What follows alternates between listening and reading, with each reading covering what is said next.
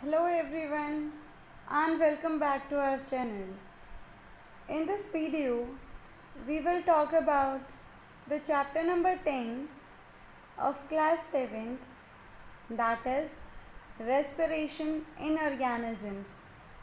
So without wasting any time, let's proceed with our today's session.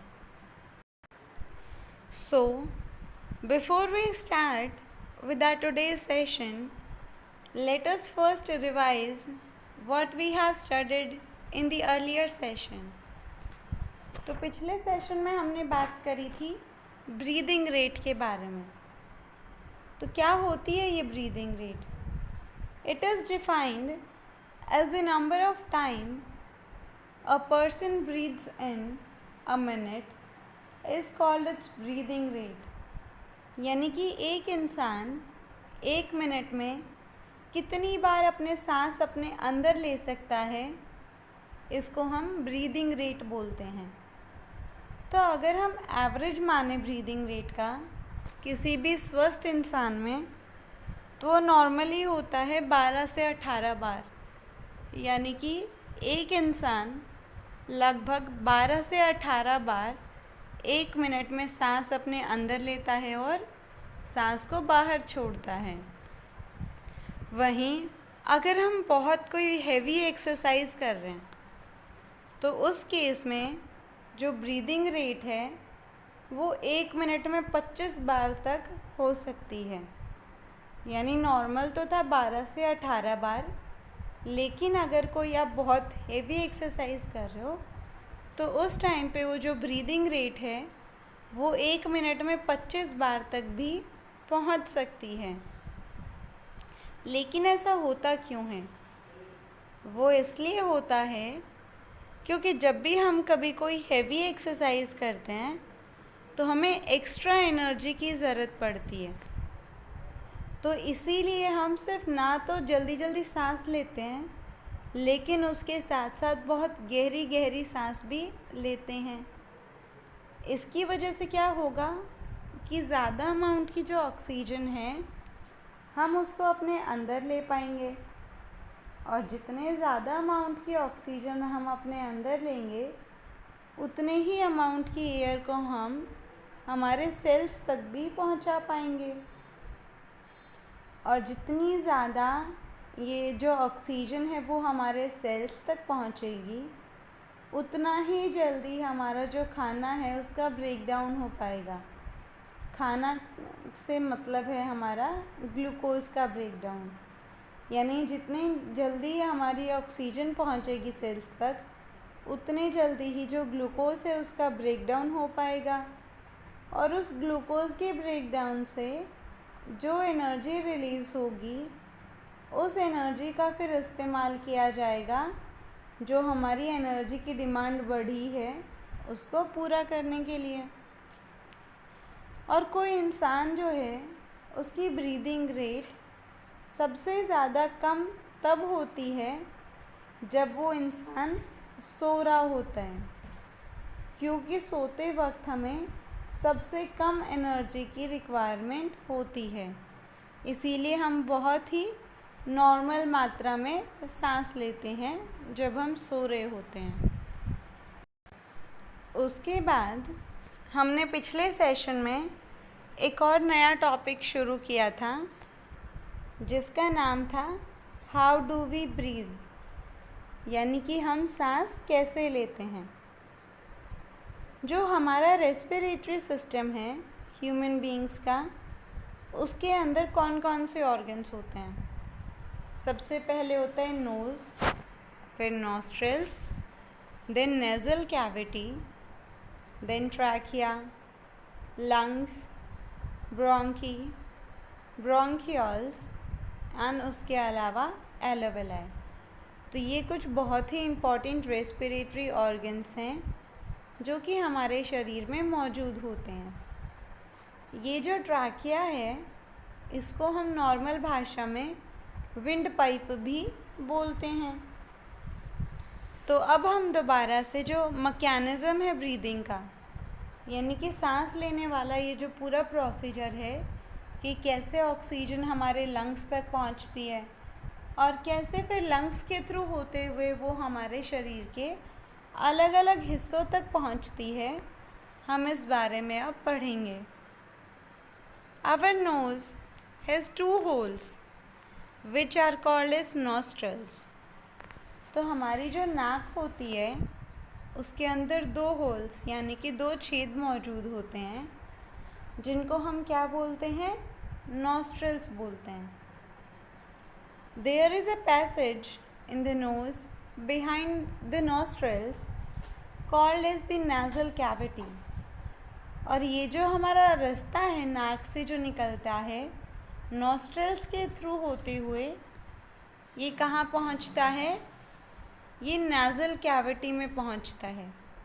यानी वहाँ एक cavity, एक डिप्रेशन प्रेजेंट होता है जिसको हम नाज़ल कैविटी भी बोलते हैं। Normally we take in air through our nostrils. तो जब नॉर्मल कंडीशंस होती हैं तो उस टाइम पे हम जो एयर को इनहेल कर रहे हैं यानी कि जो सांस ले रहे हैं वो हमारे नॉस्ट्रल्स के थ्रू हम सांस लेते हैं। When we inhale air, it passes through our nostrils into the nasal cavity। और जब हम सांस अंदर लेते हैं तो ये जो एयर है वो हमारे नॉस्ट्रल्स के थ्रू होते हुए जो नाज़ल कैविटी है वहाँ तक पहुँच जाती है। As the air passes this cavity, it became warm। तो जैसे जैसे ये जो एयर है ये इस नेज़ल कैविटी के थ्रू बाहर अंदर की तरफ जाती है तो उस टाइम पे जो एयर है वो वार्म हो जाती है, वो नॉर्मल कोल्ड वाली कंडीशन में नहीं रहती है। It also get moistured by the mucus secreted by the membrane lining of the nasal cavity। और ये वार्म तो होती ही होती है nasal cavity में, लेकिन इसके साथ साथ इसके अंदर मॉइस्चराइज्ड भी हो जाती है। मॉइस्चराइज्ड का मतलब होता है कि इसके अंदर वाटर कंटेंट भी प्रेजेंट हो जाता है, लेकिन इसको मॉइस्चर करवा कौन रहा है? जो म्यूकस है वो इस एयर को मॉइस्चराइज करवा रहे हैं। लेकिन अब ये म्यूकस कहाँ से आया? तो ये म्यूकस जो मेम्ब्रेन थी नेज़ल कैविटी की, उन्होंने म्यूकस को सिक्रीट करवाया। यानी कि सीधी भाषा में जो हमारी नेज़ल कैविटी है इसके अंदर मेम्ब्रेन मौजूद होती है, और ये जो मेम्ब्रेन होती है ये मेम्ब्रेन म्यूकस को सिक्रीट करवाती है। और ये जो म्यूकस है इसका काम होता है कि जो एयर एंटर हुई है नेज़ल कैविटी के अंदर ये उसको मॉइस्चराइज करवा सके। The dust and the other particles present in the air get trapped by the mucus and here present in the nasal cavity। तो जितने भी धूल मिट्टी के पार्टिकल्स जो कि हमारी एयर के अंदर मौजूद होते हैं, म्यूकस उन सारे डस्ट पार्टिकल्स को पकड़ लेता है। और म्यूकस तो ये काम करता ही करता है, लेकिन जो हमारी नेज़ल कैविटी में जो छोटे छोटे हेयर्स प्रेजेंट होते हैं वो भी म्यूकस की इस काम में मदद करवाते हैं। From the nasal cavity the clean, moist and warm air passes into the trachea और विंड पाइप। और फिर ये जो एयर है जो नेज़ल कैविटी में मौजूद है, अब हमें ये पता है कि नेज़ल कैविटी में क्या हुआ है, वो एयर को प्योरीफाई किया गया है, यानी कि एयर को साफ़ किया गया है। उसके अंदर जितने भी डर्ट पार्टिकल्स थे उनको हटाया गया है। और इसके अलावा जो एयर थी उसको हमारे बॉडी टेम्परेचर तक लाया गया है। अब यहाँ से जो एयर है वो किस चीज़ के अंदर जाएगी? वो ट्रैकिया के अंदर पहुँचेगी। और ये जो ट्रैकिया है, हम इसको नॉर्मल भाषा में एक और शब्द से जानते हैं और वो नाम है विंड पाइप। यानी नेज़ल कैविटी से हवा कहाँ पहुँची? विंड पाइप के अंदर पहुँची। The trachea branches into two thinner tubes called the bronchs which enters the lungs। और अब ये जो ट्रैकिया है, ये जैसे कि एक ट्रैकिया था, अब ये दो हिस्सों में बट जाता है और क्या बना लेता है? दो ब्रोंकी बना लेता है। एक लेफ़्ट वाली होगी और एक दूसरी वाली होगी। और ये जो दोनों ब्रोंकीज़ हैं, अब ये हमारा जो लंग है उसके अंदर एंटर करेंगी। अभी तक हमने जो पढ़ा है हम उसको पढ़ते हैं एक डायग्राम की मदद से। सबसे पहले क्या आया? हमारी नाक आई। नाक के अंदर क्या मौजूद होते हैं? दो नॉस्ट्रिल्स प्रेजेंट होते हैं। नॉस्ट्रिल्स के थ्रू होते हुए एयर कहाँ पहुँची? नेज़ल कैविटी में पहुँची। ठीक है। अब ये नेज़ल कैविटी में क्या हुआ यहाँ पे कि जो एयर थी उसको साफ़ किया गया, उसके अंदर से जो डर्ट पार्टिकल्स थे उनको हटाया गया और इसके अलावा उस एयर को जो हमारा बॉडी टेम्परेचर है उस टेम्परेचर तक लाया गया। अब ये जो गैस नॉस्ट्रिल से नेज़ल कैविटी तक पहुंची, वो नेज़ल पैसेज के थ्रू पहुंची। अब नेज़ल पैसेज के बाद ये रास्ता कहाँ जाएगा? ये रास्ता पहुंचेगा लैरिंक्स के अंदर। और लैरिंक्स क्या होता है? इसको हम वॉइस बॉक्स भी बोलते हैं।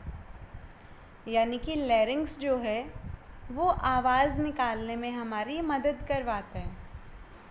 उसके बाद लैरिंक्स के थ्रू होते हुए जो हमारा रास्ता है रेस्पिरेटरी वाला, वो पहुंचेगा ट्रैकिया तक।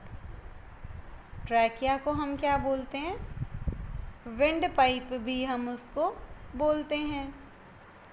तो इस ट्रैकिया के बाद अब यहाँ क्या होगा कि ये जो ट्रैकिया है ये दो हिस्सों में बट जाएगा। कि यहाँ तक तो ये एक सिंगल था, लेकिन इसके बाद में ये दो हिस्सों में बट गया और इसने क्या बना ली? ब्रोंकीज़ बना ली। ये दोनों क्या हैं? ब्रोंकीज़। ये वाली लेफ़्ट ब्रोंकी और ये वाली राइट ब्रोंकी। तो अभी तक हमने यही पढ़ा है कि हमारा जो रेस्पिरेटरी पैसेज है वो ब्रोंकीज़ तक पहुंच चुका है और जो ब्रोंकीज़ हैं ये आगे क्या बना लेती हैं? लंग्स बना लेती हैं, क्योंकि लंग्स के अंदर यही जो ब्रोंकीज़ हैं वो मौजूद हैं। अब हम इसके आगे का जो रेस्पिरेटरी सिस्टम है वो पढ़ेंगे। तो वो हम कल पढ़ेंगे, लेकिन हम थोड़ा सा आइडिया ले लेते हैं कि अब आगे क्या क्या होगा। तो जो सबसे पहले वाली चीज़ होगी वो ये है कि ये जो ब्रोंकी है ये भी आगे जाके डिवाइड हो जाएगी अलग अलग में, और इनको हम क्या बोलेंगे? ब्रोंकियोल्स बोलेंगे। ये हमारे ब्रोंकियोल्स हैं। तो कल हम इनके बारे में और डिटेल्स में पढ़ेंगे।